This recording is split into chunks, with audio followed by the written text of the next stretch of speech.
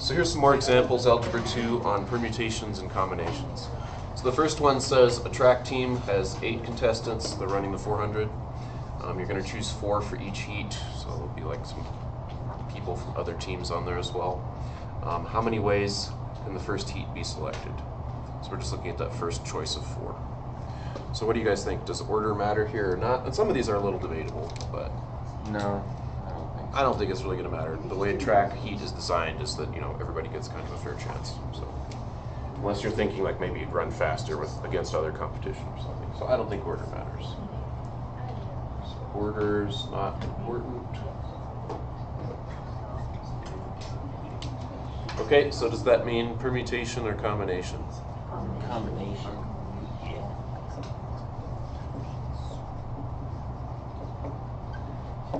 That means we're going to have less possibilities. So we've got a group of 8 contestants. We're choosing 4, so that's 8 choose 4. So we go 8 factorial divided by 8 minus 4 factorial. And since it's a combination, we've got to divide out those overlapping things so we don't count them twice. So we put another 4 factorial here. So this one coincidentally kind of has 4 factorial twice. Yep. So I would think of it as 8 times 7 times 6 times 5 times 4 factorial. And you'll end up canceling this one. And then this one you're kind of going to have to figure out. It's 70. I'm going to see if I can reduce this nicely. So 8 over 4 is 2. 6 over 3 is another 2. I've still got 7 times 5, and I've still got over 2. So it's 2 times 7 times 5, just like 2 times 35, which is 70. If you want to get better at math, I highly recommend working like that. We'll check our answer with the calculator though. Let's do that. So, quickest way to check your work with the calculator, but I'll want to see your work by hand. And you know, you don't have to do it the same way as me. I'll want to see at least the 8 factorial over the other factorials. So, but you can check it real quick with your calculator by going choose, backtracking, hitting 8, and 8 choose 4, 70. So there's 70 possible ways those 4 people can be lined up. Okay. All right, number 2, be extra careful on because I think this is the one that I messed up yesterday. So it says in a fair pickling competition, there are 7 entries. How many possibilities exist for the outcome of the competition, like first, second, third place, you know, blue ribbon, whatever. So this time I think it's pretty obvious that order does matter, right? Because you might care if you get first or third place. So I'm going to say order matters. That means we're going to have more possibilities and it's going to be a permutation. So I'm going to say there's 7 we're choosing from and we're choosing first, second, and third. So I'm going to go 7 factorial over 3. So the part I messed up yesterday was I said 3 factorial, but it's not. It's 7 minus 3. Oh, which is 4 factorial. 3 So. factorial though, like you did over there. Right, so would I want to put the 3 factorial underneath 2? Good question. Remember that 3 factorial is that's the part that divides out the duplicates. So you don't want to put that under here because you want to count every different possible order. Not only when you have Betty, Rose, and Elena, who got first, second, and third, it kind of matters which order they go in. So if you divided by 3 factorial, you'd be taking out that. So, good question. So women are really good. So we're going to get 7 times 6 times 5, which is going to be what? 7 times 30, 210. Okay, so that's it.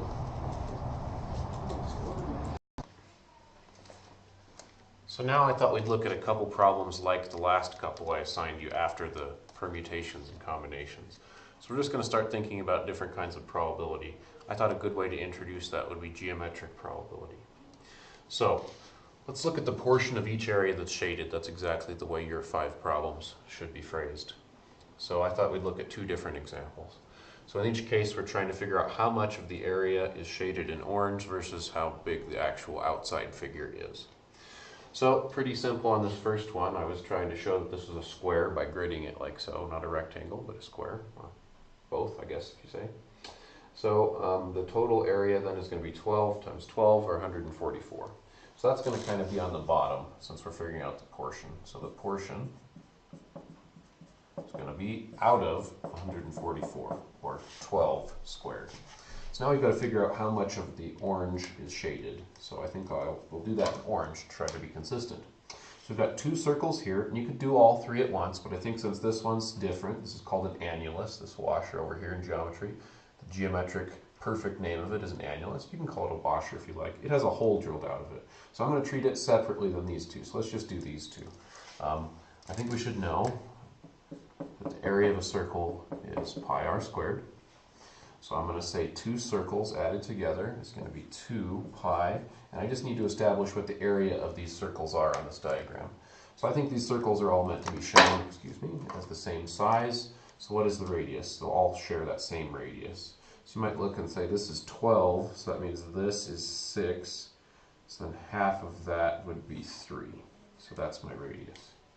So for these two, I guess I'll do it in orange like I said, it's going to be 2 of the circles, which are pi r squared, and the radius is 3, so I'll square 3. So that's those two, but I also want to get these guys on the outer edge of my annulus. So what I could do there is just maybe add that whole circle and then take out the hole that's been drilled into it. So I'm going to add one more circle, pi r squared, and I'll go ahead and subtract out the hole that's been drilled. So that's also a circular hole, so it's going to be minus pi. And then think about what's the radius of this guy right here. So the radius of this guy is going to go from here to here. If the diameter is 4, then that's 2. So it's kind of like 2 being squared. There, I guess I'll keep this in orange. Okay, so I think that's it. Let's try to simplify it a little bit before we use our calculator. So it looks like I've got 9 times 2 is 18 pi, plus another 9 pi, and then I'm going to subtract, it looks like 4 pi out of 144 because I want the portion that's shaded out of the total space. So what is that going to be? These are all like terms because they're all pi's. We've got 27 pi minus 4 pi is 23 pi. So let's go ahead and figure out what that is. Of course, since this is a portion out of a total, we should have a number between 0 and 100%. So let's look. So let's see, 23 pi, I'll be careful with my fractions and wrap them in parentheses, divided by 144. You can see that I get a number between 0 and 100%, or between 0 and 1, however you want to phrase that. I believe the problems I gave you ask you to write it as a percentage, so I'm going to say 50.17%, I should really round that to 1/8, of that square is shaded in orange. So there's one example. Let's look at another. So this one has a big triangle, a large obtuse triangle. I wasn't real careful about the construction here, so I kind of implied that the circle is actually inscribed and touching the edges of the triangle. I didn't actually do the math to make sure that would happen.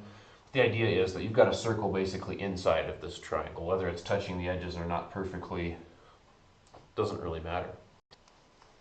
So just like we did last time, let's go ahead and find what it's out of first. So you can see that this time, unlike the other one where the out of kind of included the blanks at the beginning, this one, the out of, is kind of where the shading starts. So that's a little bit different, but the process is the same. We're going to say the portion that's shaded is a fraction. And on the bottom, we want to put the overall shape that is shaded out of. So in this case, that's a triangle. So this obtuse triangle would sometimes be hard to find the area of, and you might need to know a little bit of trigonometry.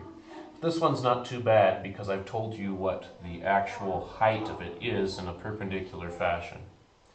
So I'm going to say 1/2 the base times the height. Those are the two formulas we really need to know a lot in this lesson. The area of a circle, which we've already used, and the area of a basic triangle. So what is the base of this triangle? You've got two options here, the 14 and the 20. So I think the actual base is the physical base that you'd measure along, and that would be the 14.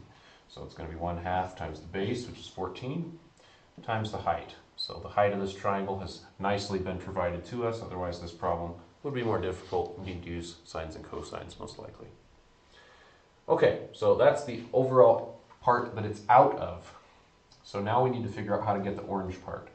So the orange part, kind of strangely on this problem, is also part of that obtuse triangle. It's just got this circular hole drilled into it. So I'm going to again repeat that 1/2 the base times the height to get all of this triangle, pretending I'm shading that in, and then I'll just subtract out that portion to avoid shading it in. So I'm going to have minus a circle's area, which of course we just used a second ago. That's going to be pi. And this time, instead of giving you the diameter, I just went ahead and gave you the radius right away. So we have minus pi r squared. So all we've got to do is simplify, and we should have our result. So let's see, 1/2 of 14 is 7. 7 times 8 minus pi squared times, or excuse me, pi times 2 squared is 4 pi. Again, down here, 1/2 of 14 is 7 times 8. You know what? I'm just going to say that's 56. This is really 56 minus 4 pi over 56. So again, before we actually enter our answer, we should be thinking about what it's going to be. I don't know exactly what the sizes are here. I tried to make it kind of to scale, but I'm really not sure I did. I don't really know that this is completely inscribed. It might just be kind of plopped inside there. But I know for sure that on any problem like this, since it's a portion of a whole, I should get an answer between 0 and 1, or in other words, between 0% and 100%. Let's see what we get. So this time, I'm going to enter the problem a few different ways. So the first thing I'm going to do is use alpha y equals. That's the safest way to do it. So 56 minus 4 pi over 56. So it looks like I'm good to go. I got 77% of the figure is shaded in orange. That makes sense. Looks about right for my picture, even though I've done probably a poor job of drawing it. So that totally makes sense. I want to go over, so that's the answer. Put that down here. Is that 77.56% of the area is shaded in orange. Common mistake I often see students make is to go 56 minus 4 pi divided by 56. It seems like the same thing, except you get a completely unreasonable answer. It's of course a reason to check the reasonability, the fact that your answers make sense or not. That'd be like what? 5.7 would be 570%. So this is going to be 5,570%. That's ridiculous. You can't have a percentage between anything besides between 0 and 100 for this application, at least. So what went wrong here is that you think the calculator said that, but in fact the calculator is thinking you meant this,